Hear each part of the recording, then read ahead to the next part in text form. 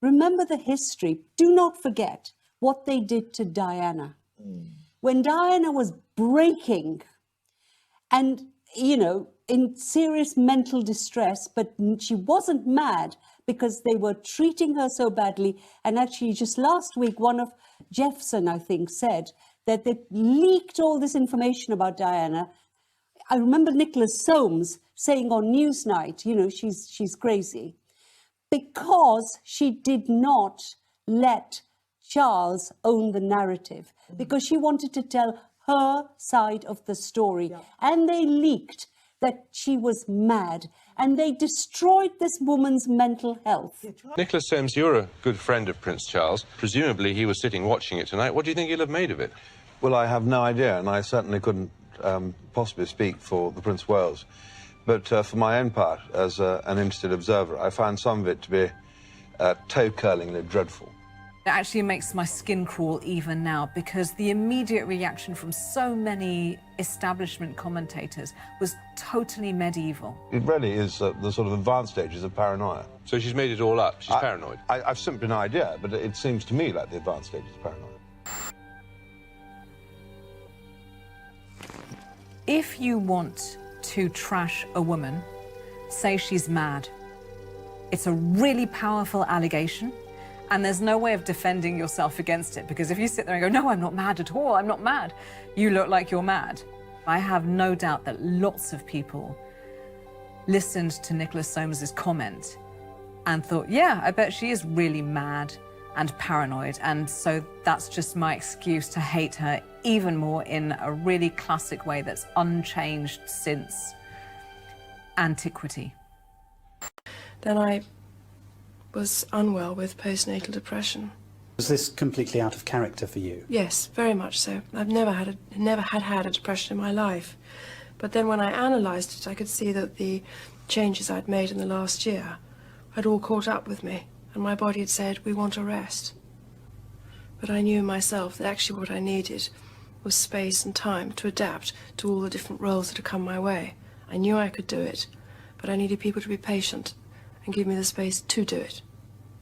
Well, it was a very short space of time. In a space of a year, my whole life had changed, turned upside down, and it had its wonderful moments, but it also had challenging moments, and I could see where the rough edges needed to be smoothed. Well, it gave everybody a wonderful new label. It's Diana's unstable, and Diana's mentally imbalanced, and unfortunately that seems to have stuck on and off over the years. I think people used it, and it's stuck. Yes. What was so wicked is she was framed as being so immature, when what gaslighting that is, when she was chosen because she was immature. Essentially, that was why she was picked. And I don't mean immature as an insult. I mean quite literally, she was still a teenager. You know, she wasn't at that later point in her life, so she couldn't really advocate for herself. And she came from a family that was extremely troubled, and they must have known that. The way that she was kind of groomed so young to go into that role, when quite clearly Charles and Camilla were in their 30s and planning to basically just use her as, you know, oh, you'll be the public face. But she wasn't in on it. You know, she really did think that this was a love situation, and she hadn't had boyfriends before. And this is not a video for me to get angry about what was done to Diana, but she hadn't had boyfriends before. The girls that Charles dated that had boyfriends before, they didn't want to be with him because they were more aware. You know, she was the perfect victim. It was really horrible. When no one listens to you, or you feel no one's listening to you, all sorts of things start to happen. For instance, you have so much pain inside yourself that you try and hurt yourself on the outside because you want help. So, yes, I did inflict upon myself. I didn't like myself. I was ashamed that I couldn't cope with the pressures. Well, I just hurt my arms and my legs. I had bulimia for a number of years, and that's like a secret disease you inflicted upon yourself because your self-esteem is at a low ebb and you don't think you're worthy or valuable. It was a symptom of what was going on in my marriage. I was crying out for help, and people were using my bulimia as a coat on a hanger. They decided that was the problem. Diana was unstable. The cause was a situation where my husband and I had to keep everything together because we didn't want to disappoint the public. And yet, obviously, there was a lot of anxiety going on within our four walls. That the situation she was in was high stress. She wasn't treated with kindness.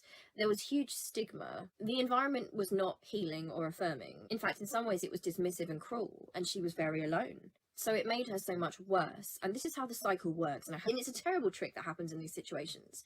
Because the person going through the abuse, they reach out for help. They might develop unhealthy coping strategies.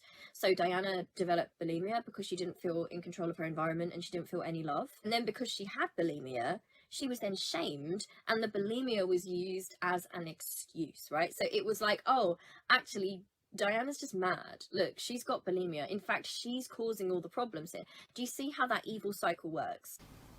Rampant bulimia, if you can have rampant bulimia, and just a feeling of being no good at anything and being useless and hopeless and failed in every direction. And with a husband who was having a relationship with somebody else? Was a husband who loved someone else, yes.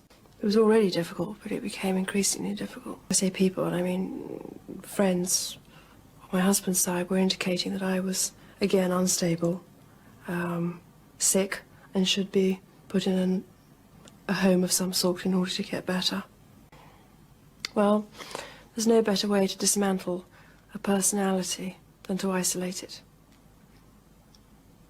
So you were isolated? Mm-hmm. Very much so. And she was dismissed as mad. So she was living in this Kafkaesk world where she could see the truth and everybody was denying the truth. It gives you some idea, actually, of how sane she was, if I tell you that she reacted to some of the rumours that were started about her own mental health with humour. I can remember going to a fundraising lunch that she was speaking at and picking up something that had been in that morning's headlines.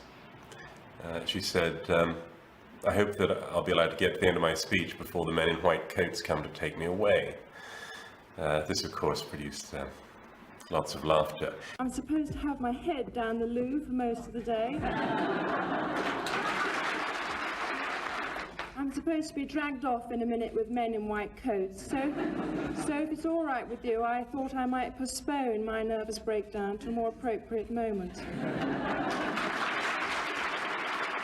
I can honestly say, as somebody that worked with Diana for as long as I did, and prior to that, I worked with her two young sons, I saw Diana as a very level-headed individual, working under extreme difficulties, not least of all because of the public life that she was leading, but also within the framework of a very unhappy marriage. I never saw any evidence of somebody that was unstable, mad, or paranoid. Diana was another truth teller. Diana was a threat because she had emotional intelligence and she had charisma. And whether or not people like Diana, I think you can acknowledge that she thought about things from quite an emotional lens. You know, she had emotional awareness. She did have that kind of humanity. She was very charismatic. You know, people connected to her and they liked her. People kind of combat the truth teller in advance sometimes, so it's extremely difficult. Before that truth teller has even come into their own and become confident, they're kind of smacked with these labels before they can do it. So before the truth teller even realizes. And for sure, I think it seems that the royal family understood that Diana could be a threat if she ever came into her own power, if she ever got her own voice, if she advocated for herself, if she had support. I was portrayed in the media at that time, if I remember rightly, as someone, because I hadn't passed any O-levels and taken any A-levels, I was stupid. And I made the grave mistake in order to ease the child's nervousness, of which it did.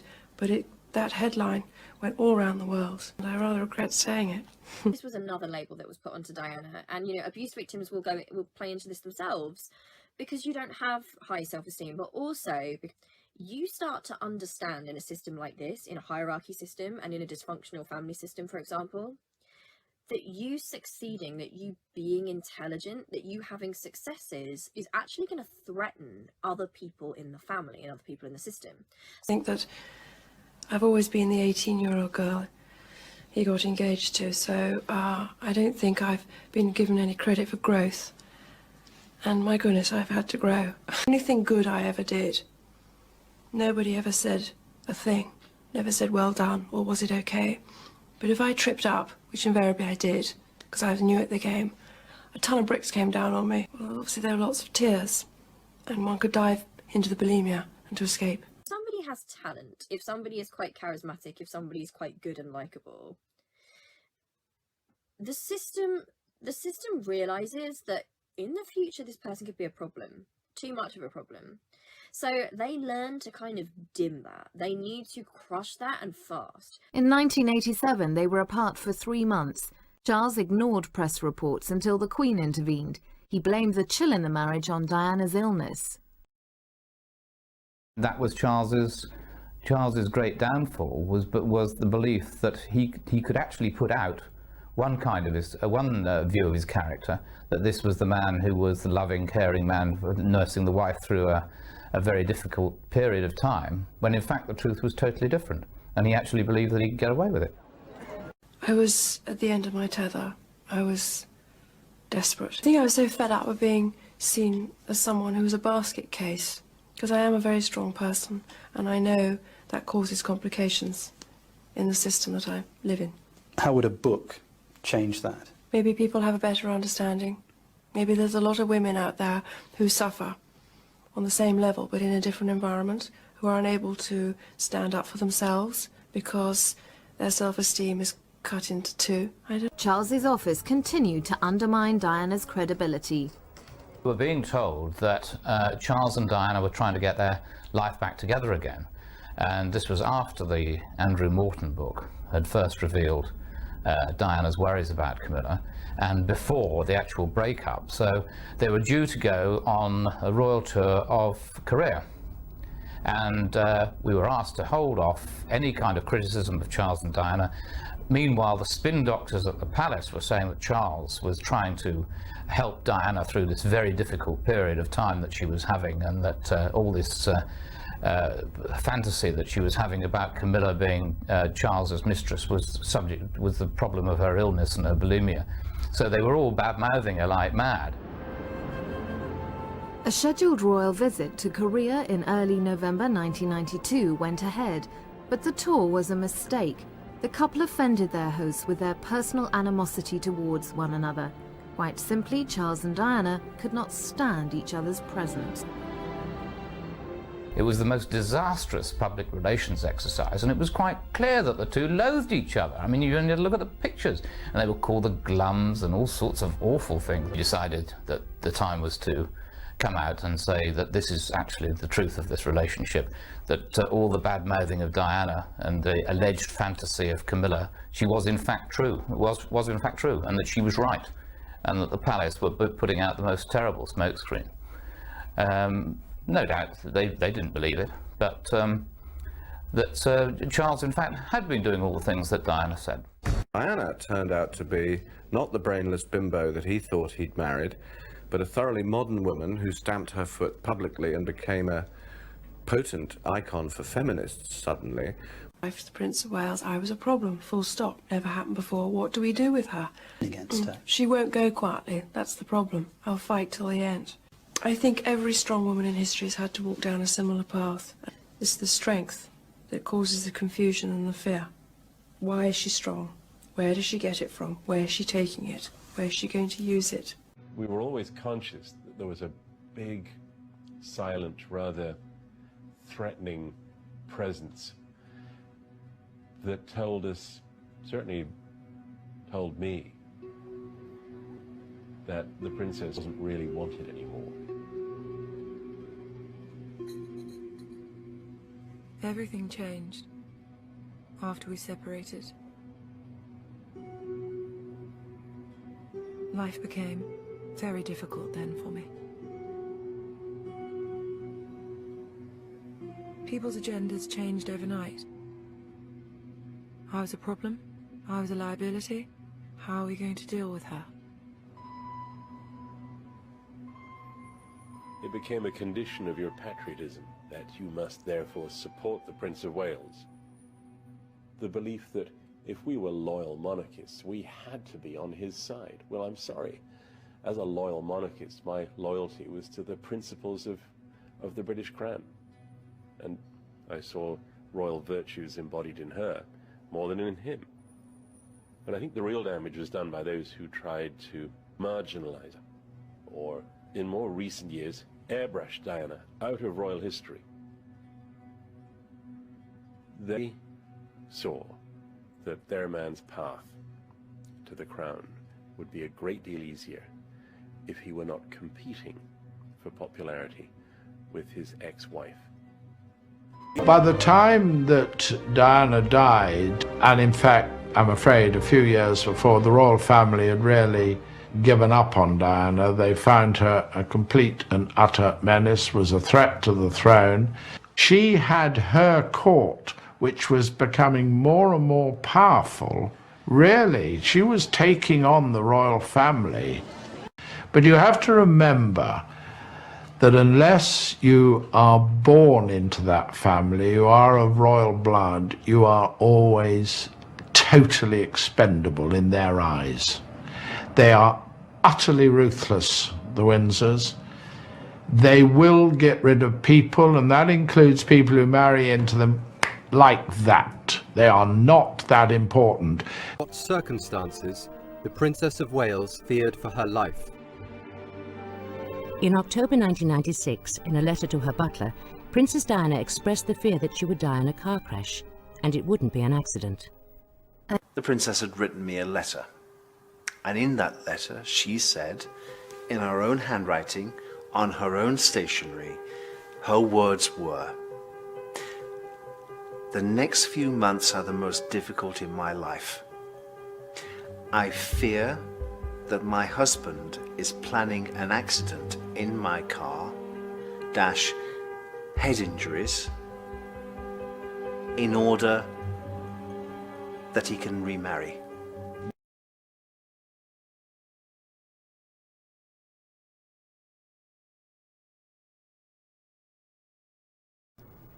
And at the inquest, the coroner read out a note of a conversation Diana had in 1995 with her solicitor, the late Lord Mishcon. I told HRH that if she really believed her life was being threatened, security measures, including relating to her car, must be increased. I frankly could not believe that what I was hearing could be credible as to this alleged conspiracy, and sought a private word with Commander Jeffson, who surprisingly said he himself half believed in the accuracy of what HRH had said. And by going in with Dodi Fayed and falling in love with him, as I believe she absolutely did, head over heels with the guy, you've got the ultimate cocktail of danger for the British establishment. I was told that when it was announced that she was dead that day in August, there was a great sigh of relief around the entire royal family. I think most of the British public still believe it was dodgy. I believe Mohammed Al Fayed will always believe it's dodgy. I believe the establishment want it all to just go away for whatever reason, and I don't know the answers to these questions. All I know is that the inquest has probably raised more questions than in the end it answered, and it answered a lot of questions. And then the BBC, in its very awkward role as the nation's broadcaster, has always had to be deferential, to the point where we're constantly being told about censorship and free speech, where William has got the BBC to take away forever that interview that Diana gave to Martin Bashir. Now, the interview was obtained under not very in kind of disturbingly immorally, but there is a letter where she says, she signed and she said, I wanted to give this interview. The reason they've got rid of it, William and her brother, is because they don't want her pain remembered. Because she talked about what she went through. How is it possible that in this day and age, an unelected man and, the forces of tradition have been able to get rid of this interview, whereas Charles's interview, we openly talked about his adultery on ITN, I think, ITV, with his friend, Jonathan Dimbleby, is available, and we can all watch it. So I think there is something, and despite being an anti-royalist, both my mum and I really felt so sad for Diana throughout. Because to us, she was like a Bollywood heroine. you know, bad in-laws, faithless husband, you know, a pain from which she could never recover, the pathetic, obedient wife who had to just put up and shut up, all very, very Bollywood. But I went, so because of that, when she died, I went to Kensington Palace Gardens, and wow, was this a moment of republicanism? Every single message on trees, in the toilets, on the walls, really not just saying we're going to miss you. You did this to her. You even took away her title. You destroyed this girl. Everywhere. Wow. It was such a moment. You thought they finally woke up. And even now, they think they've written Diana off, but every time her death anniversary or her birthday comes around, I get all these emails saying, like you, we will never forget what they did to her. But they've made them forget, you know, they've made, and I was so pleased when Harry wrote his book, because, you know, they really have written her out of history.